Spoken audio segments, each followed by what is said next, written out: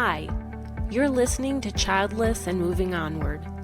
This is the place where we talk about thriving in life when you're a woman who is childless, not by choice, regardless of the road that brought you to childlessness.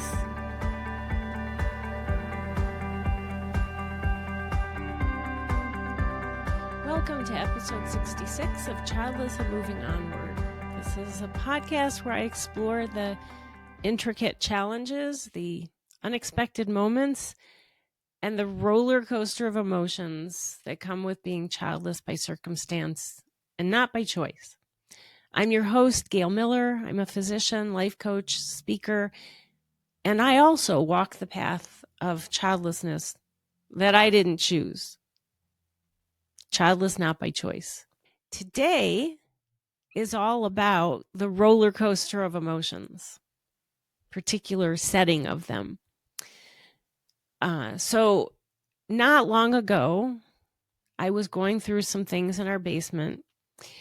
It's one of those like never ending projects. We clean out some things and then we add other things that we're not ready to get rid of, but don't really have a need for right now. We might need them. So down in the basement they go. So it's really never cleaned out. I don't know if anybody else has any kind of space like this in their home where you keep trying to clean it out, and then you just add in back in as much as you've cleaned out. But in any case, as I was going through things to clean out yet again, I came across 2 scrapbooks that my dad had made for me.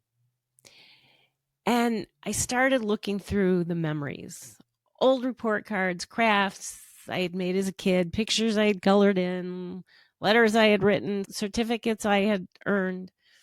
They were really sweet memories for me, and I was so appreciative of my dad for doing that. Although, truth be told, as a teenager, I gave him a hard time about it. Why would he save things like my report cards, right? I mean, that was back in the day when there were paper reports. I don't know for sure now, but I suspect it's all digital. But in any case, being the snarky teenager that I was, I'd give him a hard time about what a waste it was to save scrap like that. And now here I am, all these years later, and I'm looking at the memories and smiling and feeling so grateful that he did recognize the sentimental value in it and ignored his snarky, to say the least, teenager. And then, just like that, I also felt a sudden pain and incredible sadness. It hit me. I'd never have the chance to do something like this. One minute I was chuckling at the little girl version of me and the letters she wrote to my parents when they went away for a long weekend and left my sister in charge. There I was laughing at my little girl self for writing about how mean my sister was. And the next minute I felt my eyes welling up and the heartbreak set in. I was never going to be able to pass anything like this down, any memories or mementos. This is one of the reasons why I say it's not possible to avoid all triggers. I never imagined this would come up in the way that it did. I've grieved and still grieve the milestones I don't get to experience, the school graduations, prom, first dates, engagements, wedding, and on. But this wasn't anything I had expected. Heartwarming memories that filled my heart with joy, and in the next moment, heartbreak for the memories I don't get to make. The experience of bittersweet memories. So today I want to talk about the complex, often unspoken experience of holding bittersweet memories as a woman who is childless, not by choice. It's a topic that sits quietly in the background of so many of our lives, shaping how we see ourselves, our past, our future. I realized with this situation how deeply moments like this are woven into my experience of being childless, not by choice. There are many layers of grief when it comes to unwanted childlessness, but this is a unique aspect that comes with knowing the cycle of memory keeping ends with you and me. The scrapbooks, the stories, the little treasures of life lived, there's no next chapter for them. There's no scrapbook for them. They won't be any hands to pass it on to. No one to look at mementos and laugh or smile about them. It's not just the big milestones that sting, the ones we've come to expect, but it's also these small, unexpected reminders that catch us off guard, leave us breathless. Our grief about our childlessness isn't just about what we don't have. It's also about what we can't give to biological children. Yes, we can be nurturing in other ways. We can leave a legacy in ways other than through parenthood. And I'm also a big proponent of recognizing we can do that. But these opportunities to live a fulfilling life, which I truly believe are vital for our well-being, they're not equal substitutes. They don't take away the sting of the loss. Being childless not by choice means holding both the sweetness of our memories and the ache of knowing there are no chapters to follow. The personal remembrances end with us. When these moments come up, it's a reminder that our grieving doesn't reach an endpoint. Instead, grief is an ongoing process with ups and downs, lefts and rights, and zigzags all over the place. Sometimes it's the most unexpected and unassuming things, like a box in the basement, a photo album, that can reveal the most hidden layers of our feelings. These are the unexpected triggers. Bittersweet memories have a way of sneaking up on you. Sometimes it is a photo album or scrapbook, like it was for me in this situation. But it can also be a familiar scent, a song, a food. These moments can fill you with warmth and gratitude for the happy memories that they evoke and the stories you carry. But for those of us who are childless not by choice, as happened for me, that comfort can quickly turn into an unbearable ache. The realization hits.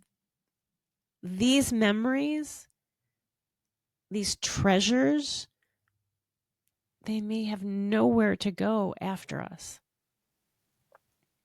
This is a unique layer to the grief of involuntary childlessness. This, like the rest of the pain of childlessness not by choice, is invisible. For some around us, they recognize that more obvious milestones can be painful for us.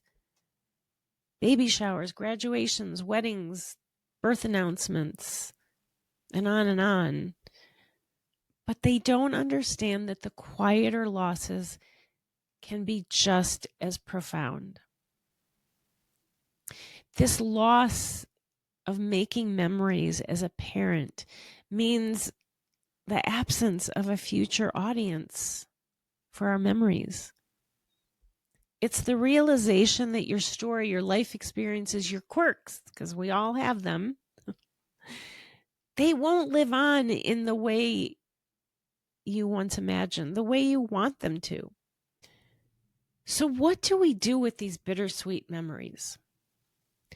For me, it's been about learning to hold, as I talk about all the time, the and, So learning to hold both the joy and the sorrow at the same time so that the sorrow doesn't overtake my whole mind, my whole focus, my whole mindset, my whole life. That doesn't mean that I don't have times when the sadness and grief are front and center, because I do. But there are two things I try not to do when this happens. First, I don't try to suppress the feelings, ignore them, or distract myself from them anymore. Because I've learned that this doesn't go away. It sticks around like an unwelcome fly in the house that gets inside, that you try to ignore because you can't swat it away. But there's still that faint buzzing in the background, even when they're not right around you. That's what happens with uncomfortable emotions that we put aside because we don't want to deal with them. We don't want to feel them. We think that facing them makes the pain worse. And while, yes, facing the pain can be excruciatingly difficult in the moment, ignoring it is so much worse. Trying to ignore or push away painful emotions might seem like a good way to cope at first, but in the long run, it's not a healthy strategy for us. It will usually be counterproductive. When we don't face tough feelings, they don't just disappear. They may temporarily, depending on your personal fix for them, but they will end up showing up later in ways that can be even harder to handle, like anxiety, sadness, or feeling numb. It can also mess with our relationships and everyday life, making us want to shut down or distract ourselves with things that really aren't helpful. So for some, that means endless video games as a distraction, gambling, numbing ourselves with alcohol or something else that usually isn't in alignment with how we want to live. For me, it's overeating, binging on food that I know is a problem for me, makes me sick, or over shopping. So I get an immediate sense of satisfaction from these, a type of high. But then, not long after, the pain that I numbed comes back stronger than ever. And I'm not alone in that. This is how distracting ourselves from the difficult emotions keeps us stuck in a cycle that's harmful for our well-being. We get temporary relief followed by an even more intense pain because the feelings don't go away. They just wait for another chance to show up again. Avoiding the pain might give us a little break for a while, but if we keep doing it, it actually makes the healing process, take longer. When we don't let ourselves feel and work through the hard stuff, it's like the loss never really becomes part of our story. Moving onward feels impossible. It's uncomfortable, sure, to say the least, but facing those emotions is one of the most important steps to feeling stronger and more whole again. So how do you actually face those tough emotions? It starts with giving yourself permission to feel whatever comes up. Don't judge yourself. Don't judge your feelings. Just let them be. Do things like name your emotions and allow them. When you name them, it can take some power away from the emotion and make it easier to face and allow them to be.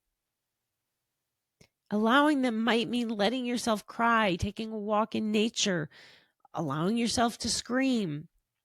Sometimes it's talking with someone you trust about what you're experiencing.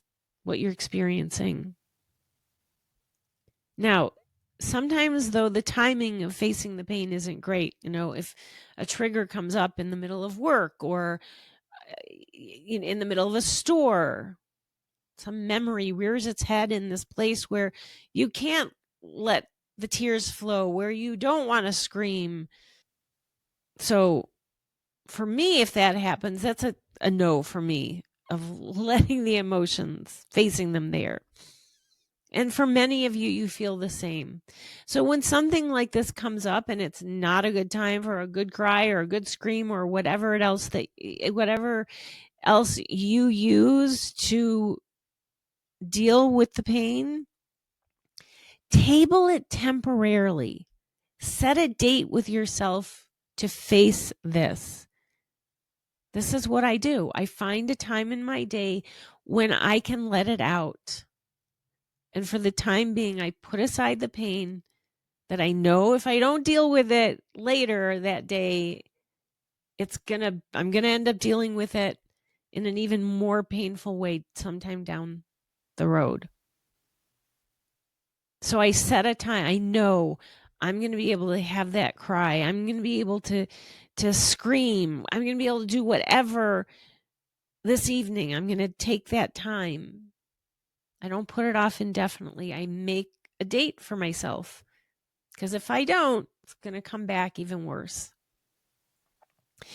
It also helps to slow down and check in with your body. Take a few deep breaths. Notice where the tension is and let yourself sit with the discomfort for a moment instead of running from it.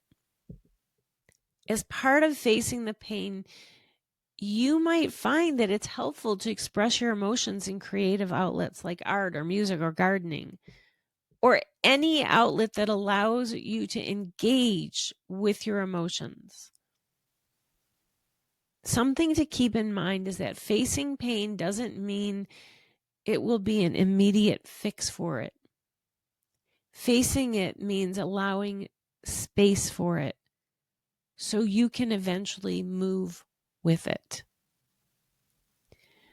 The second thing that I don't do when this comes up is I make sure to not look at this as either or. I can only feel sadness or I can only feel happy. Now, in the moment, the sadness, the pain, the grief is front and center. But I remind myself that I will get to a point where I will be able to see this is not either or. So I try to honor the memories for what they are. Evidence of love, of connection, and a life that is uniquely our own. I look for ways to share stories with friends, nieces, nephews. I do realize that not everyone has that possibility, but it is possible to express your experiences in other ways, through creative projects, or using your experiences to guide and mentor someone else. This can bring a sense of satisfaction and fulfillment, even though it's not how you pictured leaving a legacy. It's not about an equal substitution. It's about allowing yourself a sense of accomplishment and a way to flourish in a different way than you dreamed of. So you're not left in this either or pain. Well, I don't have this life that I wanted, so I can only experience pain. I can't find a way to leave a legacy. Yeah, you can. Again, it's not an equal substitute. It's not to say, oh, you can have this even though you don't have kids and it's make you feel great. You still feel the sting, but you also have the opportunity to thrive and feel a sense of fulfillment. So if this experience resonates with you, if this is something that hits home, I want you to know you're not alone. The ache of bittersweet memories is real. Give yourself permission to feel your grief. Your memories matter. Your story is important. Your life experiences are meaningful. Even though your story won't continue in the way you hoped it would, it still has meaning. Right here, right now. Bittersweet memories are a reminder that life is usually not either or.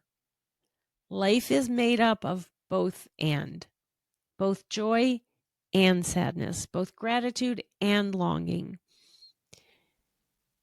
As women who are childless not by choice, we learn to live in that in-between space of not living the life we wanted, but also finding meaning where we can. And maybe sharing our stories can help others feel a little less alone in theirs. All right, that's it for today, and I will be back with you next week. I appreciate you listening. If you liked this episode, help get the word out to others who are looking for this same help by giving it a 5-star rating, and please take 2 minutes to leave a meaningful review. It's easy to do. Just scroll down to the ratings and review section and tap on the stars to rate the show and tap on write a review. I greatly appreciate it, and you'll be helping others out too. Thanks again, and I'll see you next time.